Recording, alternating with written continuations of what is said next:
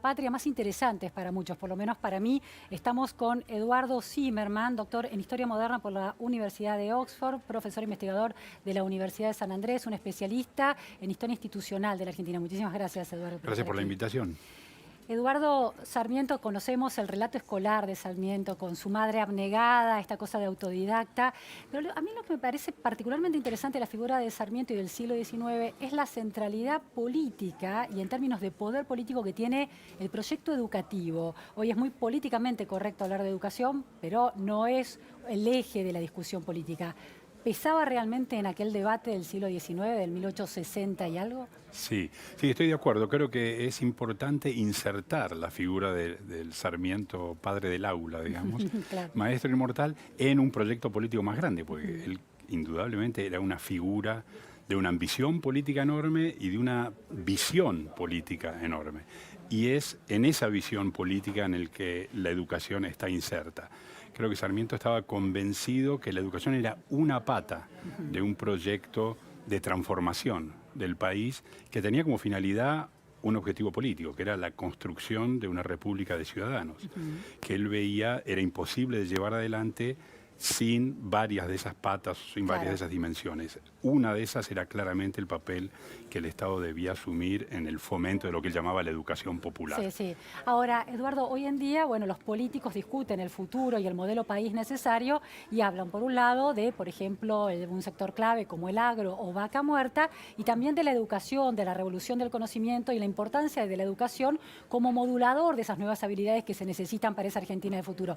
Sin embargo, el debate no parece muy serio en torno a la educación, es un debate cosmético. ¿Cómo es que efectivamente en ese proyecto, en esa visión que tiene Sarmiento y la generación de Sarmiento, la educación se convierte en un arma casi de esa política que se pelea con el cuchillo entre los dientes? Sí, también, totalmente de acuerdo, porque creo que la concepción de la educación en Sarmiento iba mucho más allá que ver a la escuela como un ámbito de transmisión de ciertas habilidades concretas o de conocimientos técnicos, por ponerle un nombre.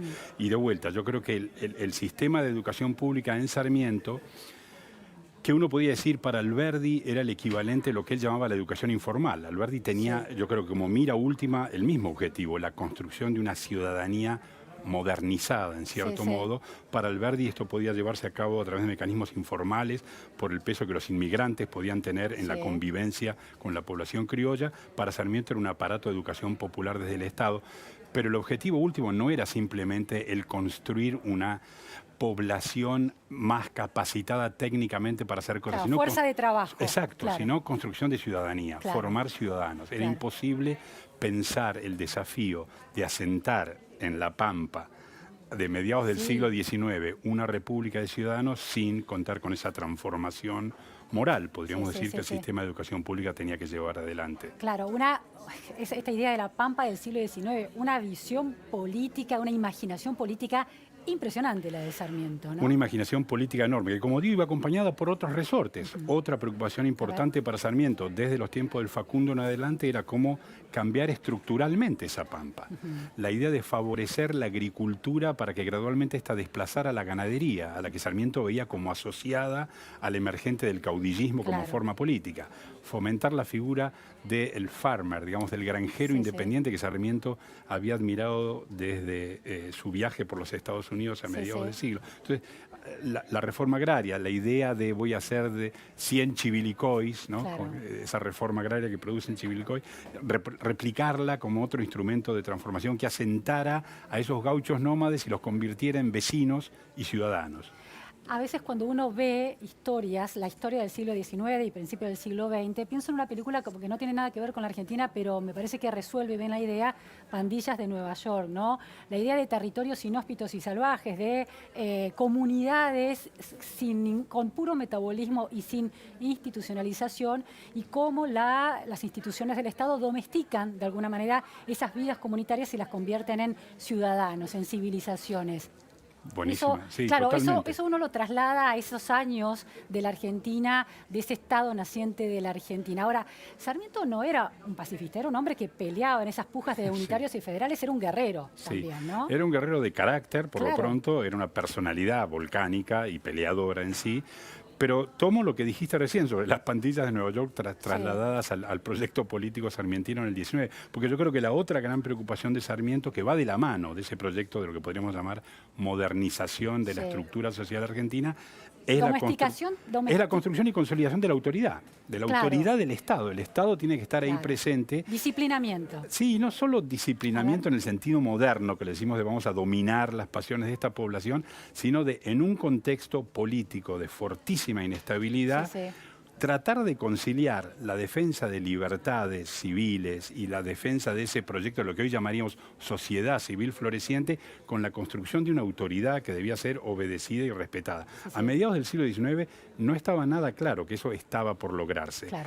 Tanto en el contexto local como internacional. Pensemos los años 60, los años en los que Sarmiento asume la presidencia. Llega a la presidencia en el contexto de la Guerra del Paraguay, llega en el contexto internacional en el que en Estados Unidos acaba de terminar la Guerra de la Secesión, Francia ha invadido México, el imperio de Maximiliano es ahora enfrentado por las tropas liberales de Benito Juárez, Garibaldi es el gran héroe de la unificación italiana en 1860, un contexto global en el que no están pasando cosas tan distintas a las que Sarmiento quiere llevar adelante en la Argentina.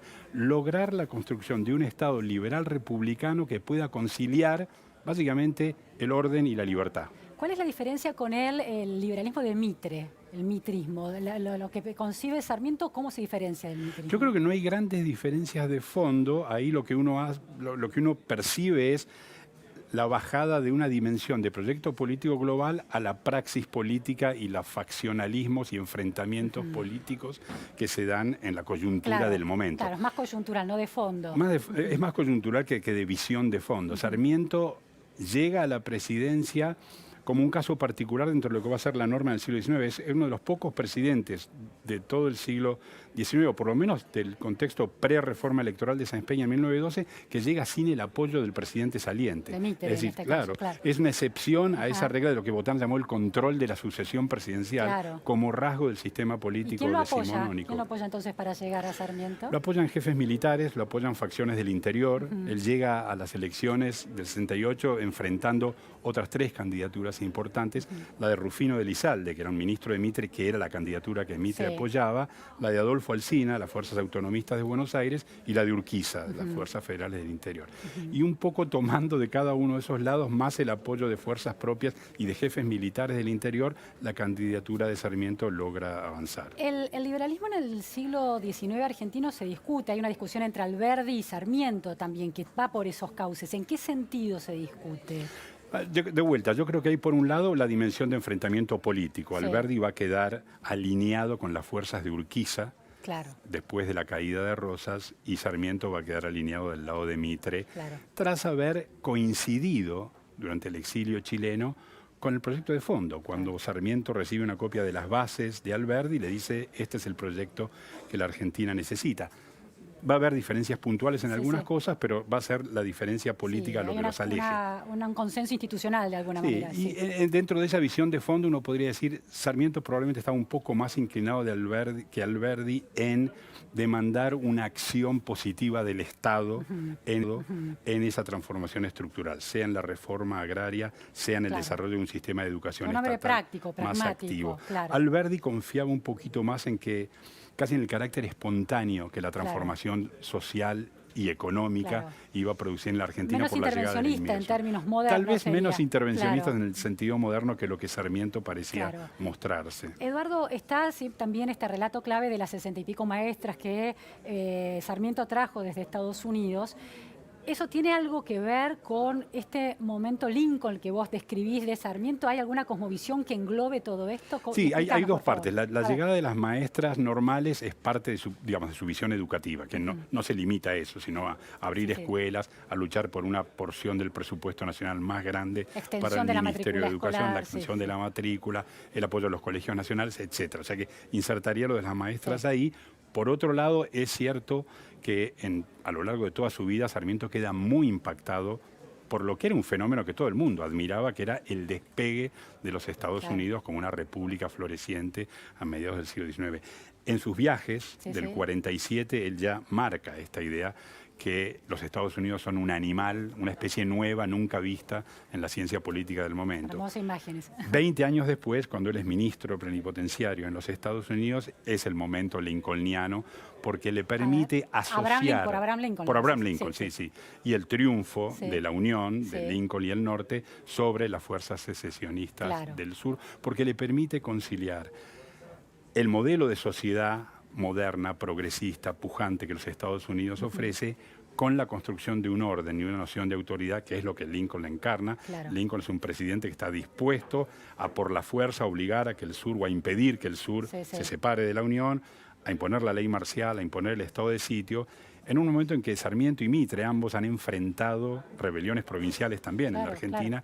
Ese modelo de Lincoln le sirvió a Sarmiento también modelo para exitoso apoyar en eso. términos Un modelo de ese- muy exitoso y muy, como digo, muy admirado en muchas partes del Claro, mundo, sí, que sí, sí. permite a los republicanos, a los defensores de un orden republicano, mostrar que una república liberal, democrática, que quiere Sí, impulsar la transformación social y material, puede a la vez construir autoridad y construir un gobierno que sea respetado. Esa conjugación de autoridad y libertad también se da en esa especie de máquina cultural que fue la educación pública, en el sentido de que se organizan ciudadanos, se forman, se construyen, se fabrican argentinos, ciudadanos argentinos cohesionados, y al mismo tiempo y paradójicamente y dilemáticamente ese disciplinamiento biopolítico de estos ciudadanos es un margen, es un camino hacia la libertad también.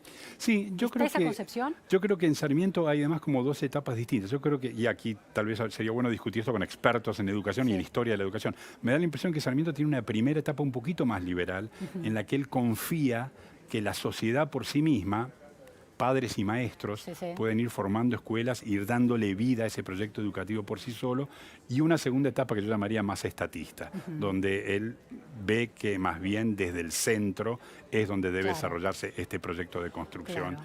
a través del sistema de educación popular. Eduardo, en la biografía, en la historia personal de Sarmiento, hay una serie de empresas dificultosas, obstáculos que va sorteando, ¿no?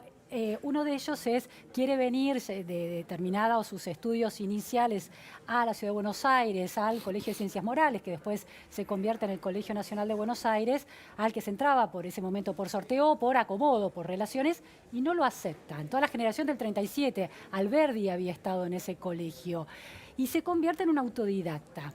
¿Cuánto hay en esa construcción que él hace, en esta visión que él tiene de la Argentina y de la posibilidad de la educación como motor social y motor de construcción del Estado, de esa huella de frustración, pero del motor de la educación, aunque sea autodidacta, para hacerse un lugar entre los poderosos, que no le Sí. habían dado cabida en el Colegio de Ciencias Morales? Sí, yo creo que muchísimo. Y yo creo que eso es un punto al cual Sarmiento va a volver una y otra vez en sus escritos, desde autobiográficos hasta en la prensa. Va a volver a destacar la manera en la que él fue capaz de construirse Claro. como persona a sí mismo pese a todos esos obstáculos. Y ese fue el primero. La otra gran frustración fue el no haber sido abogado, como su rival Claro. Alberdi, cosa que Alberdi le hace notar más de una vez en las polémicas que tienen. Sí, sí.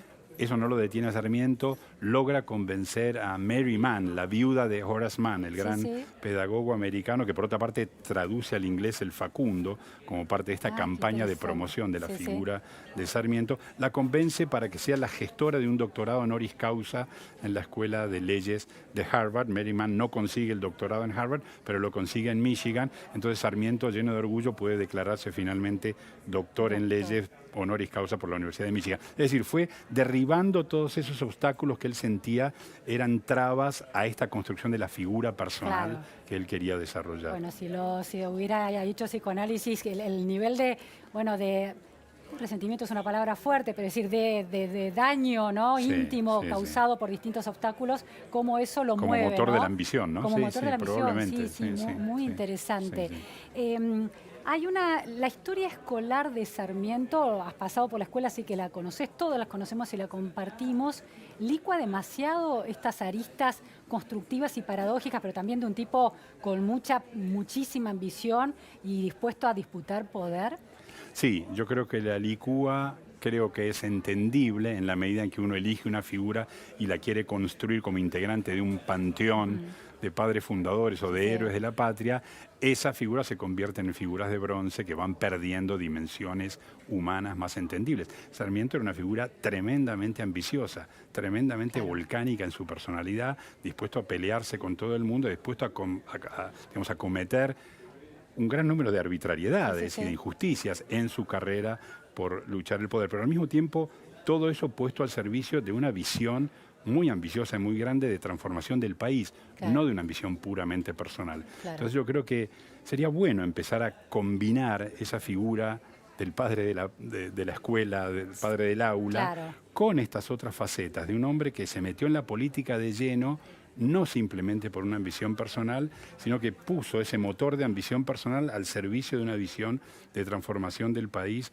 muy ambiciosa que, como digo, por otra parte, se engarzaba y se encauzaba en procesos internacionales, globales, ¿no? De construcción de lo que podríamos llamar el Estado liberal republicano moderno. Eduardo, una última cuestión. Bueno, Sarmiento es presidente, una vez que sale de la presidencia durante la presidencia de Roca, ocupa un cargo muy particular, que es el de superintendente de escuelas públicas.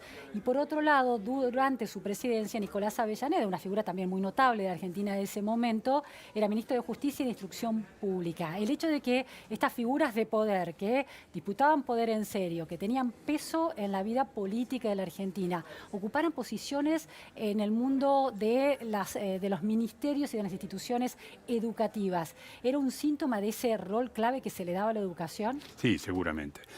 Uno podría decir que en el caso de Sarmiento era tal su obsesión personal con eso que era lógico que reclamar ese lugar, pero está claro que esas eran posiciones claves. Yo creo que eso se confirma si uno ve todavía hoy esos rasgos de esa importancia en los palacios, que son algunas de las escuelas públicas de la época. Yo creo que eso también es otro síntoma de la centralidad que el proyecto educativo tenía como parte de ese proyecto de construcción de un orden republicano más general. Muchísimas gracias, Eduardo Zimmerman, por esta historia de la vida educativa y política también de la Argentina de Sarmiento. Muchas gracias. Nos vamos a un corte en la Repregunta Noticias a Fondo y enseguida volvemos. No se vayan.